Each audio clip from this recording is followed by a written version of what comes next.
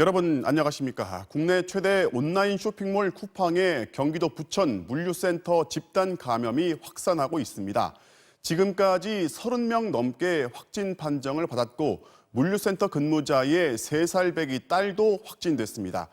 방역당국은 물류센터 안에서 아주 기본적인 방역 수칙을 지키지 않은 게 감염 확산을 키운 것으로 보고 있습니다. 먼저 조희영 기자입니다.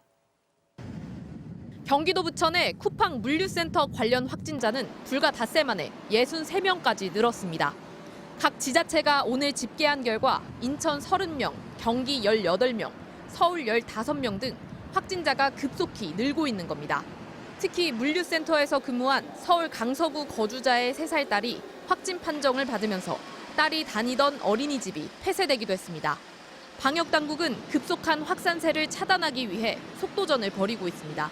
우선 확진자와 접촉한 489명 가운데 407명을 자가격리 조치하고 82명은 능동감시 대상으로 분류했습니다. 또 선별진료소를 통해 센터 직원과 방문자 등 4천여 명에 대한 신속한 전수검사를 벌이고 있습니다. 감염 경로를 파악하고 있는 방역당국은 방역 수칙이 제대로 지켜지지 않은 것에 주목하고 있습니다. 구내 식당과 그다음에 흡연실 인 경우에도 또 마스크를 못 쓰시는 상황이 생기고요. 그리고 셔틀버스, 그리고 작업장에서의 어떤 접촉 이런 부분들을 감염이 일어날 수 있는. 한 직원은 수백 명이 거쳐가는 구내 식당에서 방역 수칙이 지켜지지 않았다고 주장합니다. 셀프레식이에요. 저희가 직접 커야 돼요. 비닐장갑을 준다거나 보여주기식이라도 앞에서 소독을 하고 들어간다거나 이런 것도 전혀 없었고. 손소독제가 부족한 작업장이 있었지만 손을 씻으러 갈 수도 없었다는 증언도 나왔습니다. 시간을 적어야 돼요. 화장실 갔다 온 시간. 볼일을 보고 왔어요. 저 되게 혼났거든요. 사원님 놀러 오셨어요? 되게 혼났어요. 특히 직원들은 일용직 근무자들이 여러 물류센터를 옮겨 다니면서 일한다며 다른 사업장으로의 감염 확산도 우려하는 분위기입니다. 한 군데에서 꾸준히 다니는 분들도 있겠지만은 센터를 한 군데만 걸치지 않고 2군데, 3군데 이렇게 걸쳐가지고 다니시는 분들도 꽤 있거든요. 쿠팡은 방역 수칙 준수 여부에 대해 당국의 조사에 협조하고 있어 별도로 확인해 줄 수 없다는 입장을 밝혔습니다. MBC 뉴스 조희영입니다. 그런데 쿠팡의 물류센터 확진자 중 1명과 마켓컬리 확진자의 동선에 공통점이 하나 발견됐습니다. 바로 두 사람이 함께 대전의 한 건강식품 관련 사업 설명회의에 참석했고 여기에 참석한 제3의 확진 환자도 확인됐습니다. 김태욱 기자입니다. 대전 우송예술회관 건물. 방역을 끝낸 건물 입구에는 코로나19로 임시 폐쇄한다는 안내문이 붙었습니다. 주말인 지난 23일 이곳에선 한 건강식품 업체의 사업 설명회가 열렸습니다. 이곳 우송예술회관에서 사업 설명회는 4시간가량 이어졌는데 참석자 수만 194명에 달합니다. 그런데 전국에서 모여든 참석자들 가운데 3명이 설명회 이후 코로나19 확진 판정을 받았습니다. 이 가운데는 쿠팡 부천물류센터 직원인 45살 여성과 마켓컬리에서 일용직으로 일하는 44살 여성도 포함됐습니다. 두 사람은 서울에서 함께 승용차를 타고 대전에 와 설명회에 참석했고 하루 전 서울에서 열린 또 다른 설명회에도 참석했던 것으로 확인됐습니다. 나머지 확진자 1명은 인천 연수구에 사는 51살 남성으로 이들 두 여성과의 관계는 아직 확인되지 않았습니다. 대전시 방역당국은 해당 설명회에서 코로나19가 전파됐을 가능성은 일단 높지 않은 것으로 보고 있습니다. CCTV를 확인한 결과에 의하면 일단 그 참석자들이 그 앉은 자리가 간격 일정하게 유지가 됐고 전원 다 마스크를 착용하고 있었습니다. 하지만 설명회 참석자들이 전국 각지에서 모였다 다시 흩어진 만큼 194명 전원의 명단을 확보해 증상 유무와 관계없이 진단검사를 받도록 통보했습니다. 현재 해당 지자체별로 진행 중인 진단검사 결과는 빠르면 오늘 밤부터 내일까지 나올 예정입니다. 추가 확진자가 나올 경우 전국 단위 집단 감염의 연결고리가 될 것으로 보여 방역당국도 예의주시하고 있습니다. MBC 뉴스 김태욱입니다. 종교 모임을 통한 집단 감염도 새롭게 등장했습니다. 원어로 된 성경을 공부하는 모임을 통해서 오늘까지 10명 넘는 환자가 발생했는데요. 모임 참석자들이 수도권에 있는 서로 다른 교회 관계자라서 추가 확산의 우려가 커지고 있습니다. 김정인 기자입니다. 이달 초 원어성경연구회라는 종교 모임이 열렸던 서울 양천구의 은혜감리교회. 모임에 참석했던 이 교회의 전도사가 지난 20일 가장 먼저 코로나19 확진 판정을 받았습니다.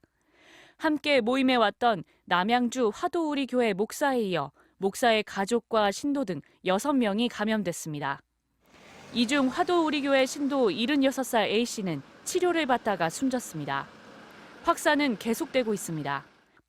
원어성경연구회에 왔던 의정부 주사랑교회 목사도 지난 24일 코로나19 확진 판정을 받았는데 이 목사와 접촉한 서울 도봉구의 한 교회 목사, 그리고 노원구 소재의 기도원에서 2명, 경기도 부천의 초등학교 교사 1명이 추가로 확진됐습니다. 원어성경연구회 집단 감염은 지금까지 방역당국이 조사한 것으로만 12명. 최초 감염 경로는 아직 밝혀지지 않았습니다. 최초의 감염 경로에 대해서는 현재 조사가 진행되고 있어서 모임의 어떤 경로를 통해서 그 감염이 유입이 됐는지에 대해서는 아직 조사 중이고 확인되지는 않았습니다. 방역당국은 원어성경연구회 모임 당시 밀접 접촉이나 마스크 미착용 같은 방역수칙 위반 사실이 있는지 조사 중입니다. MBC 뉴스 김정인입니다. 겨울에 시작된 코로나19가 초여름까지 이어지면서 에어컨을 틀어도 되는지, 물놀이 가서도 마스크를 써야 하는지 여러 가지 궁금한 점들이 많으실 텐데요. 이와 관련해서 방역당국이 오늘 구체적인 지침을 내놨습니다. 김윤미 기자가 자세히 설명해 드리겠습니다. 부산 해운대 해수욕장에도 80만 명의 인파가 찾아 올 최고 기록을 하루 만에 경신하는 등 해마다 여름이 절정임을 알렸던 해운대 인파. 시원해서 더위가 싹 가시는 것 같아요. 해변 가득 좁고 빽빽하게 이어진 차양막의 행렬을 올해는 보기 어렵게 됐습니다. 방역당국의 새 지침에 따르면 해수욕장과 수영장의 파라솔이나 그늘막 텐트 같은 차양시설은 간격을 2m 이상 떨어뜨려야 하기 때문입니다. 물놀이를 즐기는 사람들에게 계속 마스크를 쓰고 있으라 할 수 없어 내놓은 보육지책입니다. 에어컨 지침도 새로 나왔습니다. 창문을 3분의 1쯤 열어두고 에어컨을 틀라는 기존 지침이 비현실적이란 지적에 창문을 닫고 에어컨을 틀되 2시간에 한 번씩은 환기하라는 쪽으로 방침을 바꿨습니다. 대신 침방울이 널리 퍼질 수 있는 만큼 에어컨 세기는 가급적 약하게, 선풍기를 동시에 트는 것도 자제해야 합니다.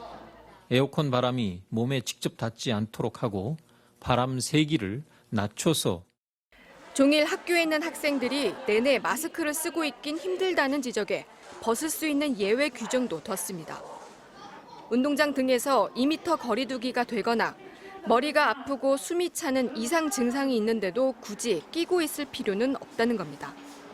식약처는 여름철 치과용 마스크를 찾는 사람들이 많아져 가격이 오르는 걸 막기 위해 비슷한 형태의 침방울 차단 마스크를 만들어 시중 약국에 공급하기로 했습니다. MBC 뉴스 김윤미입니다.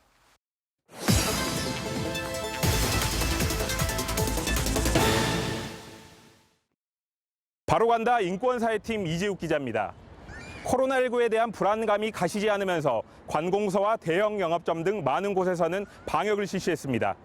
그런데 국내 최대 방역업체가 정부의 검증을 받지 않는 소독제를 사용해 방역을 실시했다는 믿기지 않는 제보가 저희에게 들어왔는데요. 무슨 일이 일어난 걸까요? 지금 현장으로 바로 가보겠습니다. 지난 3월 서울 광진구의 한 교회, 방역복을 입은 세스코 요원들이 교회 곳곳을 소독합니다. 지난 1월부터 코로나19가 확산되면서 전문적인 방역 서비스 수요가 크게 늘었고 국내 1위 방역업체 세스코는 특수를 크게 누렸습니다. 독보적인 브랜드 인지도 때문에 세스코에서 방역을 받은 업체들은 이를 적극 홍보하기도 했습니다. 브랜드 네임이 있으니까 사실 그런 걸 인정해서 그런데 세스코가 코로나19 방역을 하면서 사용하는 소독제 3가지 중 하나가 정부로부터 효과를 검증받지 못했다는 제보가 입수됐습니다. 릴라이언 보콘 등 2가지는 정부의 코로나19 방역 지침에 포함됐지만 바이오크리넥은 지침에 없는 약제란 겁니다. 정부는 국내외 연구를 검토한 뒤 코로나19와 유사한 코로나 바이러스를 없애는 데 효과가 있는 성분과 함량을 고려해 코로나19 방역용 소독제 76개를 선별했습니다. 그리고 세스코 같은 전문 방역업체는 코로나19 방역용으로 지침에 있는 소독제를 사용해야 한다고 명시했습니다. 바이오 크리넥이라는 이 제품이 이 76가지 승인 제품에는 포함이 안 돼 있더라고요. 그러면 이 제품은 코로나19 방역의 효과가 아직 입증이 안 됐다라고 봐도 무방한 건지요? 지금까지는 그렇다고 봐야 될 것 같아요. 세스코가 사용한 소독제입니다. 정부의 검증을 받지 않은 제품이라는 사실을 고객들에게 제대로 알리지 않은 채 세스코는 22,000건 가까이 방역을 실시했습니다. 세스코는 지난 1월 20일부터 4월 20일까지 43,000여 건의 코로나19 예방 방역을 했는데 절반이 넘는 곳에서 이 제품을 사용했습니다. 앞서 세스코가 광진구 교회 방역에 사용한 소독제는 코로나19에 대한 효과가 검증이 안 된 바이오 크리넥 100ml가 전부. 저희는 모르죠, 그런 거는. 왜냐하면 저희는 다 업체에 위탁을 하는 부분이기 때문에 그분들이 해주시는 부분들에 대해서 뭐 가져와가지고. 한 대형 백화점 측은 검증이 안 된 소독제로 방역했다며 세스코에 뒤늦게 항의하기도 했습니다. 서로 다 계약도 다 맺어놓고 했는데 그쪽에다 컴플레인 걸고 했잖아요. 저희는 진짜 법적으로 좀 문제 삼으려고 하고 있어요. 주요 백화점과 대형마트뿐 아니라 국회 도서관, 법원 행정처, 지방자치단체 등 관공서들도 세스코의 고객이었습니다. 이에 대해 세스코는 바이오 크리넥이 국내 살균제 중 유일하게 코로나19 바이러스 제거 효력을 입증받은 뛰어난 소독제라고 강조했습니다. 특히 주성분인 구연산은 먹을 수 있어 다른 소독제보다 더 안전하다. 한국에서는 아직 공인을 받지 못했지만 미국이나 유럽에서 효능이 입증됐다고 밝혔습니다. 그러면서 질병관리본부 등에 질의한 뒤 바이오 크리넥을 코로나19 방역용으로 사용해도 된다고 확인했다는 입장입니다. 그런데 정작 이런 유권 해석을 해준 곳은 1339 콜센터였다고 합니다. 안전하면서 효과가 뛰어나다면 왜 사용처를 달리했는지도 의문입니다. 세스코는 확진자가 발생한 곳을 소독할 때는 바이오 크리넥이 아닌 정부 검증을 통과한 소독제를 사용했습니다. 단 한 번도 예외가 없었습니다. 세스코는 지난달 24일 한 대학병원의 바이오 크리넥의 효능을 측정해달라며 검사를 맡겼습니다. 그리고 지난 19일 효과가 있다는 결과를 받았고 이틀 전에야 정부에 정식으로 검증을 요청해 국립환경과학원의 검증을 기다리고 있습니다. 원칙적으로 소독제 검증을 마무리하고 방역에 사용해야 하지만 세스코는 사내에서 우려가 제기되고 고객이 반발하자 뒤늦게 검증 절차를 밟고 있는 겁니다. 이 과정에서 세스코는 효능을 과대 포장했다는 의혹도 받고 있습니다. 바이오 크리넥은 당초 살모넬라, 일본 내염 바이러스 등에만 효과가 있다고 정부 승인을 받았지만 아직 공인을 받지 않은 코로나 바이러스에도 효과가 있다고 홍보해왔기 때문입니다.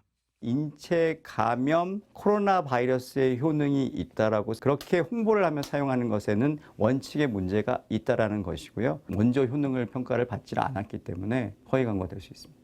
세스코의 설명과 달리 이윤과 관련이 있는 것 아니냐는 지적이 나오는 이유입니다. 사용 기준대로 소독제를 쓸 경우 세스코가 사용하는 정부 검증 소독제와 바이오 크리넥의 가격은 27배 넘게 차이 납니다. 검증되지 않은 것으로 이익을 또 취한 것이 되는 거고 소비자들에게 잘못된 정보를 제공을 한 것도 되는 것이기 때문에 그러한 책임도 좀 져야 되지 않나. 세스코의 주장대로 바이오 크리넥이 효능을 최종 인정받아 정부 방역 지침에 추가로 이름을 올릴 가능성은 얼마든지 열려 있습니다.